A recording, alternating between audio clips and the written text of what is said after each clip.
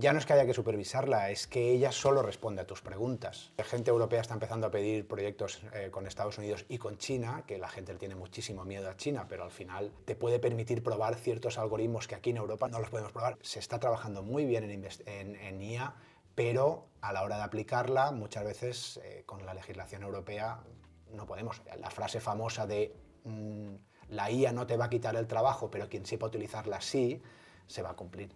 Un placer tenerte en este podcast de tecnología y salud. Muchísimas gracias por acudir y encantado de charlar contigo sobre inteligencia artificial, salud y nuevas tecnologías. ¿Qué tal? ¿Cómo estás? Muy bien, el placer es mío. Muchas gracias, muchas gracias. Xavi Barber Vallés es catedrático de Estadística de la Universidad Miguel Hernández de Elche. Es investigador, subdirector del Centro de Investigación Operativa, CIO, y además director de la Unidad Mixta de Investigación en Métodos Estadísticos Avanzados en Ciencias de la Salud, UMH-FISABIO. Xavi, ¿en qué consiste básicamente tu trabajo como investigador ahora mismo? Digamos que yo tengo como dos líneas distintas. Una, pongamos, es la metodológica, que cualquier persona que le gustan las matemáticas siempre le gusta, pero sobre todo me estoy centrando el 80% de mi tiempo en temas de inteligencia artificial y machine learning. ¿Qué importancia tiene ahora mismo en tu vida profesional la IA?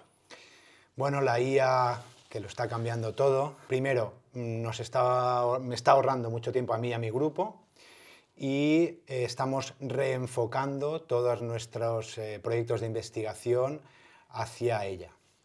¿Desde cuándo venís utilizando en vuestros grupos de investigación o en tu equipo la inteligencia artificial, más o menos? A ver, con ese nombre, con el nombre de inteligencia artificial, podríamos decir que 3-4 años, pero si echamos la vista atrás de qué es la inteligencia artificial, qué métodos incluye la inteligencia artificial, yo diría que desde 2012. Has comentado que os está ahorrando o os está permitiendo ahorrar muchísimo tiempo agilizando. ¿En qué medida? ¿En qué porcentaje? Por ejemplo, herramientas muy conocidas como la famosa ChatGPT o el Copilot, a día de hoy ayudan hasta el investigador más senior o al más junior, por ejemplo, en la generación de código. Código para tú implementar análisis de datos o para hacer una página web, el esqueleto de una página web muy rápido. Todo eso ahora es cuestión de segundos. Incluso gente que no sepa de programación, de código, las inteligencias artificiales están permitiendo incluso generarte el código. ¿Cómo hacerle la pregunta a estas inteligencias artificiales generativas? Si se la haces correctamente, te va a devolver un código. Ahora bien, interpretar los resultados de ese código es donde está ahora mismo el punto importante a nivel de análisis de datos, por ejemplo. Básicamente se le puede decir, hazme tal software o tal programa o tal página web, se te genera el código y prácticamente tú lo que tienes que hacer es repasarlo, ¿no? A perfilarlo y mejorarlo, ¿no? Claro, tú le preguntas, hazme un gráfico, tengo una variable mortalidad y una variable enfermedad, hazme un gráfico donde los puntos que se salgan de la línea que los une sean color rojo, y te lo hace. Ahora lo que tienes que mirar es si de verdad ese gráfico tiene sentido con los datos. Hay que saber cómo son esos datos y cómo interpretarlo. Con lo cual, la inteligencia artificial te apoya, pero no tienes que dejarle todo el mando a la inteligencia artificial, es decir, hay que supervisarla siempre. Ya no es que haya que supervisarla, es que ella solo responde a tus preguntas. Es lo que le han entrenado. Ha leído miles y miles de páginas con preguntas que la gente hacía de tengo estas dos variables, ¿cómo puedo representarlas? Y ha aprendido, a base de leer esas preguntas y ver las respuestas correctas, cómo responder a tu pregunta. Xavi, cuéntanos un poco, el CIO, el Centro de Investigación Operativa, lleva muchos años en marcha, ya es una referencia desde hace mucho tiempo y abordáis numerosos tipos de estudios. Cuéntanos algunos de los proyectos en los que estáis o habéis estado embarcados para que la gente se haga una idea de la importancia que tiene el CIO.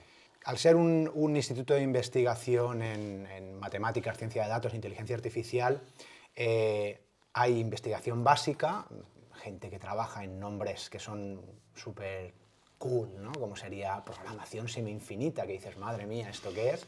A gente que hacemos una transferencia directa con sector de la salud, sector de la agronomía. Hemos abordado proyectos como, por ejemplo, desde que tú coges un lodo de una depuradora, lo pasas por una máquina y en cuestión de segundos yo te digo la composición de los metales de ese lodo. Eso ya lo hicimos en 2014. O cosas a nivel de ciencias de la salud, transferencia directamente desde cómo hacer informes periciales. Hacemos todo el tipo de, digamos, análisis de datos, por un lado, y por otro todo el tema de optimización de recursos, logística, eso es el CIO. En algunos de los proyectos en los que tú has estado involucrado, tienen que ver con, por ejemplo, con el lupus, si no me equivoco, con temas de VIH, y en este último caso, por ejemplo, habéis utilizado técnicas de Machine Learning, si no me equivoco. ¿Cómo habéis aplicado un poco la inteligencia artificial o el Machine Learning, eso en otro campo, estas herramientas para estos estudios relacionados con la salud?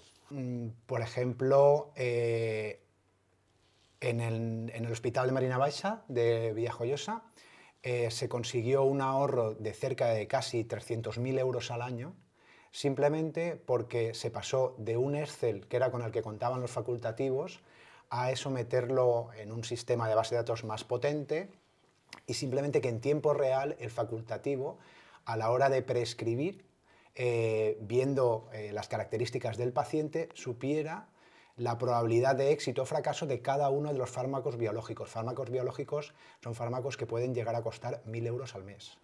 Con lo cual, el darle uno de 500 o darle uno de 1.000, al final del año es mucho dinero. Y eso al final es simplemente aplicar pues eso, lo que es el conocimiento previo con técnicas de Machine Learning y clasificación, y conseguir que cada paciente reciba esa medicina personalizada, que es hacia lo que deberíamos ir todos.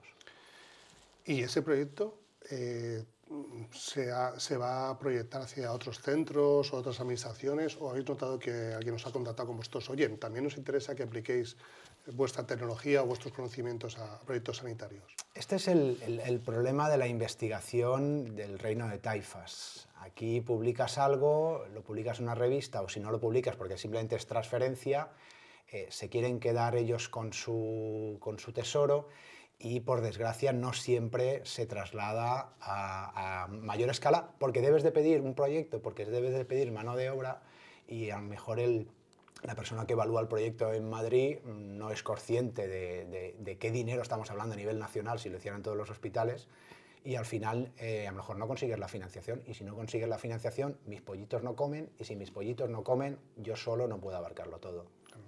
O sea que es un poco una lucha, no contra el sistema, pero contra las fuerzas superiores que uno quiere, sabemos cómo hacerlo, pero al final posiblemente a lo mejor las trabas administrativas o decisiones políticas impiden crecer. En ese sentido, quería preguntarte, ¿cómo ves un poco el apoyo de la administración, ya sé que es general, autonómica, local? ¿Son conscientes los políticos nuestros de la importancia que tiene la IA ya? No que va a tener, sino que ya... Empiezan, pero el COVID destapó todos los problemas. Por ejemplo, ahora están empezando a salir y a publicarse estudios sobre el exceso de mortalidad. Estamos 4 años después del COVID, del inicio del COVID, y ahora empieza a verse. ¿Por qué? Pues porque siempre hay recelos. Puedo poner el ejemplo de que hemos intentado estudiar mortalidad asociada a diabetes, y cuando nos han pasado el INE los datos, poblaciones de menos de, creo que eran 20.000 habitantes, no nos las pasan, porque dicen que seríamos capaces de saber quién es esa persona en pueblos pequeños. Y cuando hemos ido a pintar el mapa, tenemos media España en blanco porque no tenemos datos. Es decir, si yo no puedo hacer ese mapa y no puedo tenerlo actualizado año a año, que el trabajo es el primer año, luego ya simplemente que coja los datos del INE y pum, pum, pum, y todos los años esos gestores administrativos verían causas asociadas a diabetes y podrían luchar contra la diabetes mejor, pero luego llega el de protección de datos, que es una persona de leyes, y dice que no se puede. Luego entonces eso llega al técnico administrativo del INE, que dice que no se puede, y el que sí que está interesado del INE, porque quiere ese titular de el INE hace un mapa, no lo puede dar porque no tiene el visto bueno de los técnicos. ¿Y a ti te suena que estas barreras pasen en otros países de Europa o de Estados Unidos? En Estados Unidos no. La gente europea está empezando a pedir proyectos con Estados Unidos y con China, que la gente le tiene muchísimo miedo a China, pero al final te puede permitir probar ciertos algoritmos que aquí en Europa no los podemos probar. Otro ejemplo clarísimo nos ha pasado también con el COVID, un estudio que hicimos de radiografías que no se ha podido publicar porque la Generalitat Valenciana exige que se ponga y lo hace bien, en una base de datos que cumpla con la legislación europea de protección de datos. Me parece perfecto. El problema es que una revista americana te va a decir, oiga, esto es una revista americana y yo quiero que la base de datos, como es en abierto, esté en mi servidor. Eso, lógicamente, no se permite porque las leyes son distintas. Entonces, claro, ellos van a otra velocidad que vamos nosotros. ¿Tú crees que sí o sí, por tanto, Europa se va a quedar muy por detrás en cuestiones de IA, tanto en comparación a Estados Unidos como China, por ejemplo? Nos vamos a quedar detrás a nivel de aplicación, pero no de metodología. Es decir, aquí hay gente muy buena, trabajando muy bien. De hecho, hay recientes premios Nobel y tal que se le están dando. O premios Jaume I, es decir, se está trabajando muy bien en IA, pero a la hora de aplicarla, muchas veces con la legislación europea no podemos. Lo vemos en el ejemplo de los coches Tesla. Vemos los Tesla o los chinos como van solos ya por sus calles y en Europa no podemos soltar las manos del volante ni más de 20 segundos. Entiendo, por tanto, que en el CIO es impensable trabajar sin IA. Es decir, entiendo que prácticamente es como si dijéramos que no queremos utilizar Internet, ¿no? La IA para vosotros os acelera mucho trabajo. Claro, podemos decir, no, yo no trabajo, yo sigo con mis teoremas. Muy bien, tú puedes seguir con tus teoremas porque los voy a necesitar yo, que soy el que voy a aplicar ahí. Pero es que incluso para los teoremas, hoy en día te va a ayudar el saber cómo enfocarlo, cómo no enfocarlo. Ahora mismo, hace 20 minutos, le acabo de preguntar, tengo este modelo, un modelo multivariante, tal, y tengo este otro problema. ¿Me puedes escribir en formato látex, que es como escribimos los matemáticos y tal, nuestros artículos? ¿Me puedes escribir cómo sería esta modelización? Y rum, lo pone y lo ha puesto perfecto. Si yo tengo que coger mi cuaderno digital y empezar a pensar cómo no lo hago, cómo no lo hago, a lo mejor lo que me ha dicho no está del todo bien, pero me ha dado unas pistas tremendas. Acabo de ganarle 4 o 5 horas al día. Si mis compañeros, ya no solo del CIO, sino de otros sitios, no le ganan esas 4 o 5 horas, al final, la frase famosa de la IA no te va a quitar el trabajo, pero quien sepa utilizarla sí, se va a cumplir. Por tanto, la IA sí o sí está aterrizando o va a aterrizar en prácticamente todos los sectores industriales, casi todas las profesiones. ¿Tú crees que vamos hacia eso o...? Podemos preguntarle, ayer justamente que hubo un encuentro, podemos preguntarle a Repsol, Cepsa, etcétera, si la están aplicando o no. Ayer Repsol decía que ha ganado un 20% más de clientes desde que la IA es la que busca a qué cliente ofrecerle qué promoción. Que al final es el análisis de datos que se hacía en los años 90, pero claro, tanto los ordenadores actuales como las técnicas desarrolladas en los últimos 10 años hacen que todo sea mucho más rápido y en tiempo real. Aunque Amazon nos siga enviando el correo 2 días después que hayamos comprado o que hayamos visitado, pero bueno, internamente ellos sí que saben lo que hacen. Quería preguntarte, en tu entorno de amigos o familiares, a lo mejor te ven a ti como un referente y empiezan a oír lo de la IA, ¿no? ¿Qué es eso de la IA? ¿Qué está llegando? ¿Qué lo está utilizando la gente? ¿Qué preguntas te trasladan los amigos que no son de tu mundo o los familiares? Oye, ¿qué hago con la IA? ¿O puedo utilizar la IA? ¿Qué preguntas te suelen llegar? 2 principalmente. Una es ¿cuándo vamos a tener Skynet y Terminator? Esa es la habitual, es decir, ¿cuándo la IA va a cobrar conciencia? Y cuando les digo, tú y yo no lo vamos a conocer, me dicen que no, que seguro, que seguro. Y la otra más habitual es, pero esto de la IA, esto en un teléfono móvil, ¿qué hace? O me están espiando, siempre es... hay mucha gente, la gente que no es del ramo a día de hoy, por cómo se está trasladando y por el tema del cine, a día de hoy un poco recelosos. En España, ¿cómo estamos con la IA? En general, yo sé que es una pregunta muy genérica, muy amplia, pero ¿cómo estamos? A nivel de empresa grande, muy bien. A nivel de empresa mediana, no no se lo terminan de creer, pero por el tipo de empresario que ha habido siempre aquí muy reacio. Sin embargo, el empresario joven ya todos tienen su chatbot, están yendo a cursos, la prueba es el Palmera Tech, que es todo hasta arriba, es decir, al final, o el evento que hubo en Alicante, o sea, el empresariado joven está cambiando y sí que está viendo un aliado, ¿no? Hay gente que dice, no, pero es que esto en mi fábrica no sirve para nada. ¿Lo has probado? La pregunta es, ¿lo has probado? ¿Me dejas que te lo enseñe? ¿Y cómo puede cualquier? O sea, es que es desde pegar una suela de zapato a el cortador, la máquina cortadora de toda la vida que corta el cuero y que sobran unos trozos. ¿Podemos mejorar ese algoritmo? ¿Lo puede mejorar la IA? Pues seguramente sí.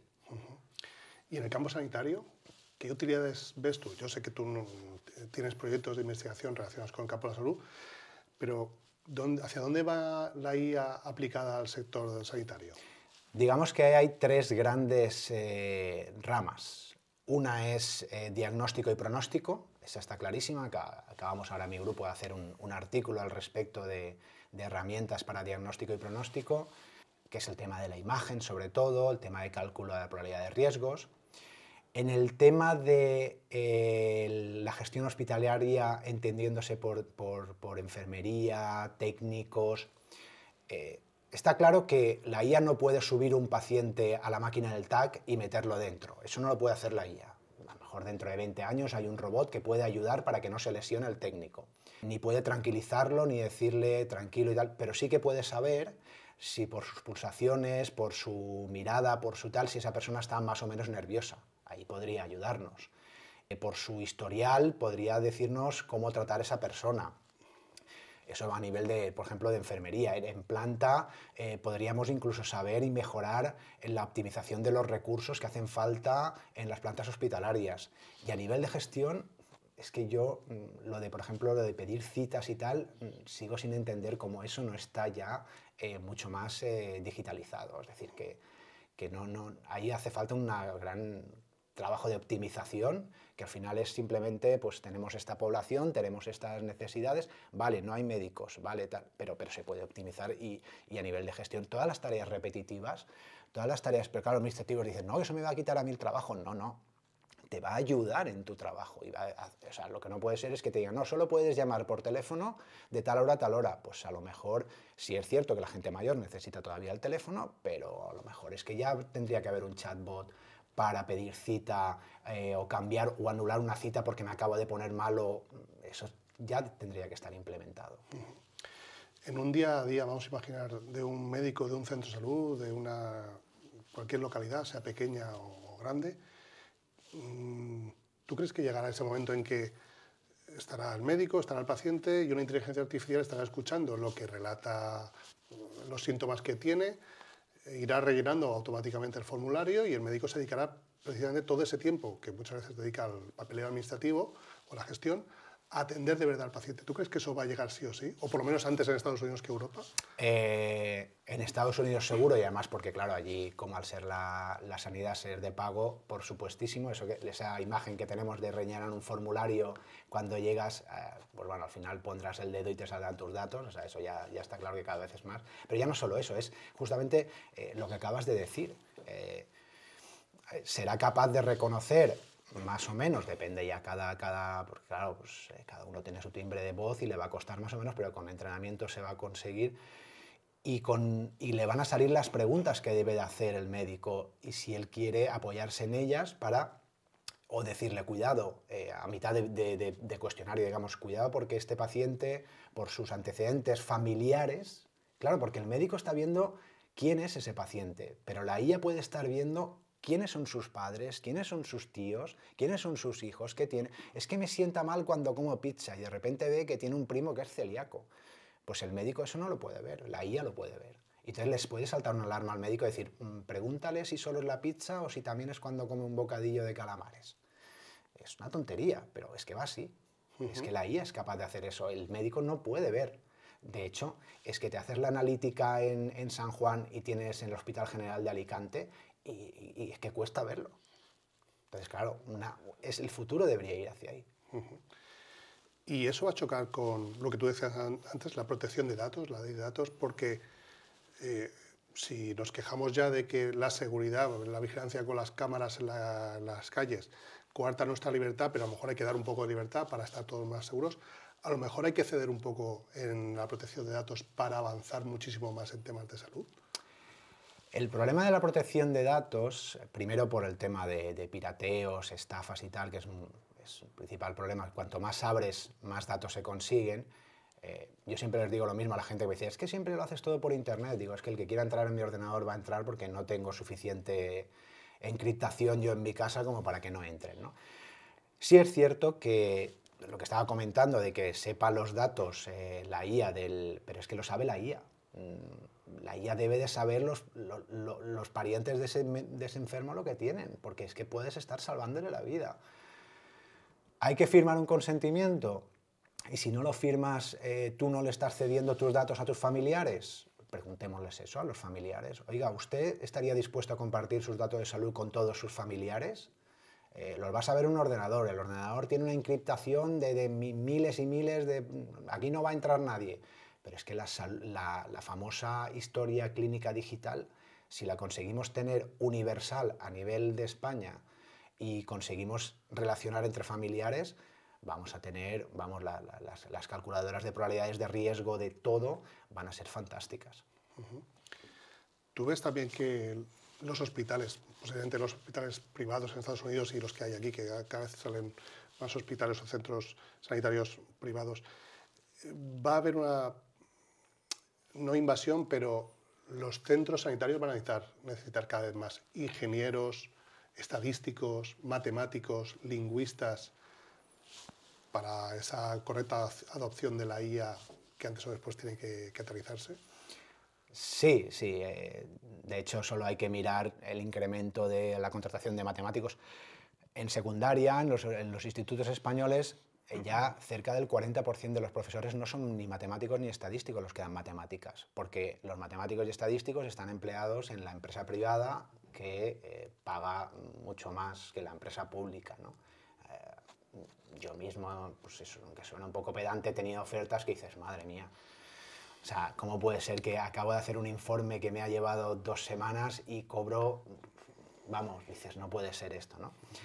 Claro, es que ellos se juegan mucho, mucho dinero, ¿no? Entonces, es un profesional que va a estar muy buscado y va a necesitarse mucho, porque, como yo he dicho, al final, esa pregunta bien hecha al chatbot, porque el usuario normal, el paciente normal va a hacer una pregunta de me duele la oreja derecha.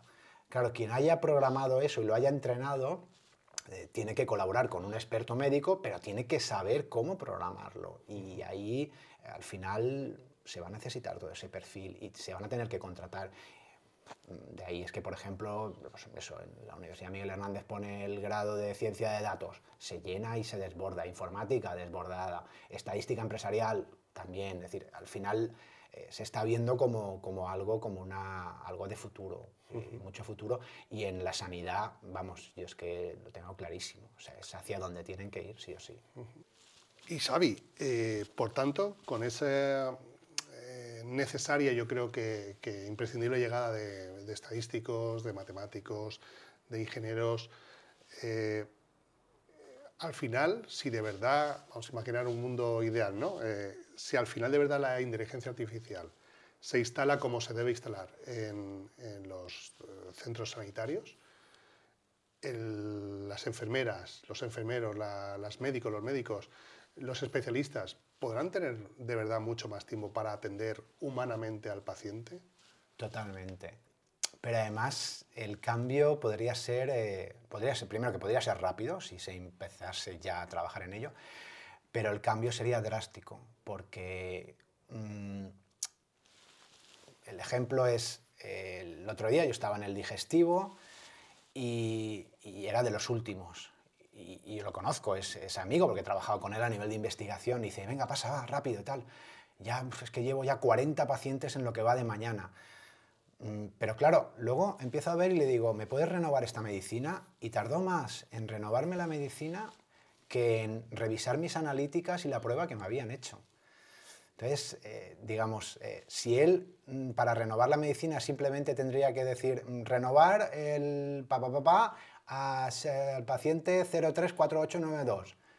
Ya está. O sea, pero tiene que entrar en mi historia, buscar el medicamento, marcar un código, ver hasta cuándo me lo renueva, que el ordenador le acepte o no le acepte esa renovación, que vea si soy crónico o no soy crónico. O sea, perdió casi más de 5 minutos, y no es exagerar, casi 5 minutos para renovarme un medicamento, cuando eso es una frase. Renovar medicación al paciente 03, papá. Ya está. Entonces, claro, es que esos 5 minutos podría haber estado conmigo y, bueno, pues digamos que yo lo conozco y tal, pero si eres una persona, sobre todo la persona mayor va al médico, a que el médico le escuche, pues tiene 5 minutos para preguntarle cómo está y la familia bien, y usted cuando se levanta por las mañanas, la rodilla derecha cómo la tiene últimamente, mejor que la izquierda, ¿verdad? Y le ha ido bien la operación, y ¿usted recomendaría la operación? Esas preguntas que van a humanizar esa atención, porque si no es que llegas allí y al final eres el paciente 17 de 40 y quiere ir lo más rápido posible porque él también está cansado y quiere irse a su casa. Xavi, estamos contando cosas muy prometedoras, muy reales de la IA, pero cuéntame algo que a ti te genere cierta inquietud al utilizar la IA, o que alguien pueda utilizar la IA. Es una herramienta muy potente y en manos poco adecuadas pues también se puede generar cosas no beneficiosas. Pero ¿a ti qué te preocupa como matemático, como estadístico de la IA? Bueno, por un lado está el tema de las estafas con el tema de la identidad, ¿no? Que te llame una voz que te suena muy familiar y que te diga que, no sé, que soy el primo Pepe y que acabo de tener no sé qué, que tengo a la mujer en el hospital, que me hagas una transferencia de 250, ¿no? Bueno, eso puede ser un problema. El tema de la suplantación de identidad a nivel de fotos y tal, pues eso lógicamente. Pero eso es como cuando te vas de vacaciones 15 días y cuando vuelves estás subiendo en un ascensor y tienes siempre ese pálpito de me habrán entrado a robar o no me habrán entrado a robar, y no tiene nada que ver con inteligencia artificial. Es decir, tema de delincuencia siempre va a haber, eso. Entonces lo único que van a hacer ellos es, como siempre, van por delante de la policía y la policía tiene que ir consiguiendo esos métodos para que esto no ocurra. Eso es por un lado.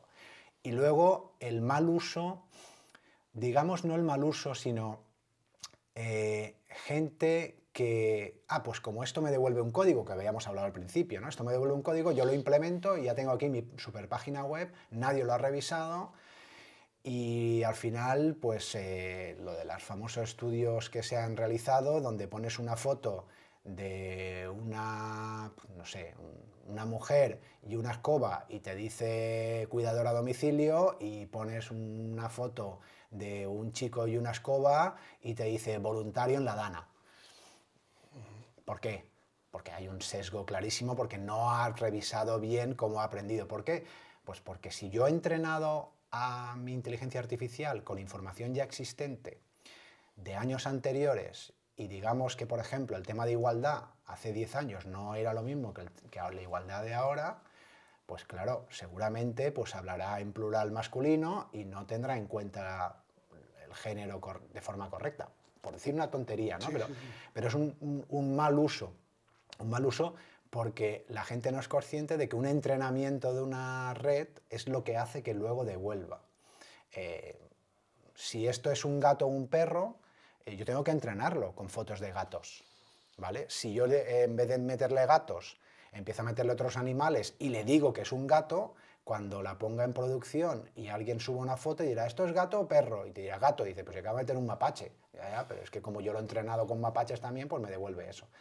Es un poco, por un lado, la delincuencia, y por otro, el mal uso, porque la gente que quiere dárselas de que sabe, no sabe la potencia de la herramienta que tiene en las manos. ¿Qué mensaje se le puede transmitir al personal sanitario sobre el potencial que tiene la IA positivamente para mejorar tanto su trabajo como la atención al paciente?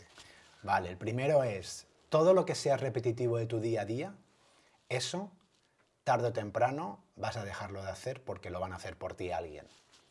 ¿Vale? Sea una persona que esté metidita en un zulo y todo eso lo haya programado o lo esté haciendo con el día a día, o porque esté muy bien programado y tú le puedas dar órdenes, si no a nivel con 2 clics, le puedas dar órdenes para que tu trabajo, bajas laborales, bajas no sé qué, todo eso que ahora el médico tiene que llegar antes y hacerlo y estar un buen rato a nivel administrativo, haciendo trabajo administrativo, todo eso que es repetitivo día a día, eso va a llegar el momento en que va a desaparecer de su día a día. Simplemente va a ser una revisión rápida.